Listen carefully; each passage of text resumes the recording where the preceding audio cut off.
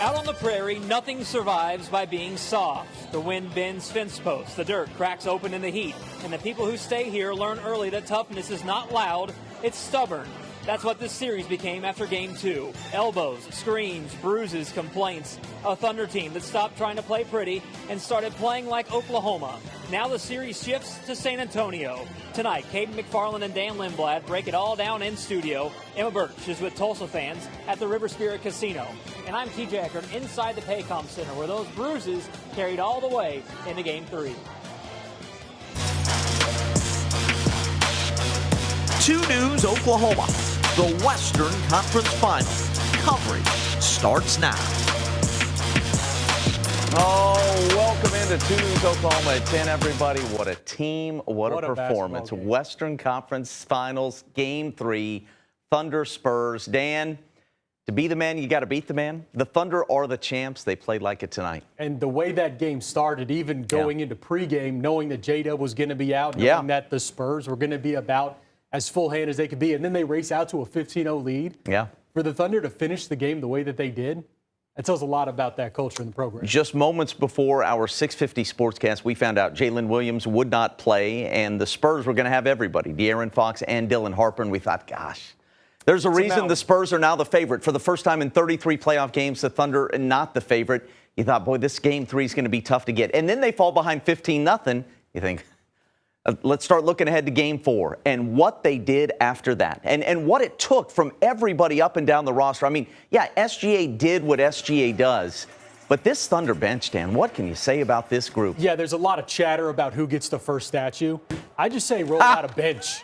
Just put a bench in front everyone can take pictures on. Oh, Spurs score the first 15 points.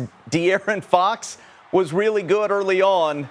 But the Thunder starts making threes. You had Cason Wallace hit one, then Alex Caruso, Jalen Williams, Jay Will, the guy from Arkansas. What a night for him, Dan. What a night for all the bench from three-point especially. But Jalen Williams, a career high, coming off the bench, getting that scoring in spurts when the Thunder weren't having it. 31-26 Spurs after one, and then in the second quarter, a quick spurt. 3 straight threes. Chet hit one. SGA for the lead there, 32-31. And they just continue to put together good possession after good possession. The Thunder taking control of this ball game slowly but surely, 58-51 at the half. SGA held scoreless in the first quarter. You knew that wasn't going to last long. Jalen Williams, 14 first-half points. He finishes with 18. That's a career playoff high. All right, we go to the second half, and they're grinding. Alex Caruso, how great has he been in this series? For Caruso tonight, 15 more points. Of course, scored 31 in Game 1, 17 in Game 2. He's such a steadying force. It got physical, the flagrant foul on A.J. Mitchell. Game 3, and this is not something that is just going to stop here. The physicality is going to continue. Also of note on this play, A.J. Mitchell limped off. Yeah. Did not return to the game. Did not return. My God. I mean, really? They're going to have to go forward perhaps without that guy as well. And yet, on this night, it didn't matter. Got over the pushing and shoving, and Jared McCain, Dan, my goodness. Career playoff high, 24 points. Hits the three, goes right at Wemby and finishes. Look at the strength on this play. And for him to come in and join a championship puzzle and find his role is an incredible part on him. They made the trade for him at midseason just for a couple draft picks. I had hardly any idea what to expect, and now I can't imagine this team going forward without him. Jared McCain was great.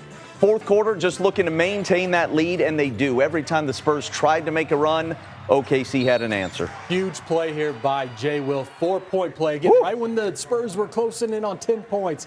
J-Dub, a perfect reaction. SGA, 26 points, 12 assists. Shoots just 6 of 17, but makes all 12 of his free throws. Jared McCain, 24 points. Jay Will, 18. Playoff career highs for both of them. Chet with 14. Caruso, 15. Cason Wallace gave him 11 points, 5 rebounds, and 4 assists. Wemby, 26 points, only 4 rebounds. That's unbelievable. Is this alien, the 7'6" phenom, perhaps getting tired, playing every other day against this great team that's so deep? He only plays about the first 5 minutes of the game and then already needs a break. That's how much Game 1 took out of him. 123-108 the final. As you mentioned, the bench scoring 76 for OKC. That's a franchise record in the playoffs. 23 for San Antonio. 76-23. That continues to be the story in this series. And now OKC is taken back home court advantage in these Western Conference Finals, up 2-1. Here was Jared McCain after the game.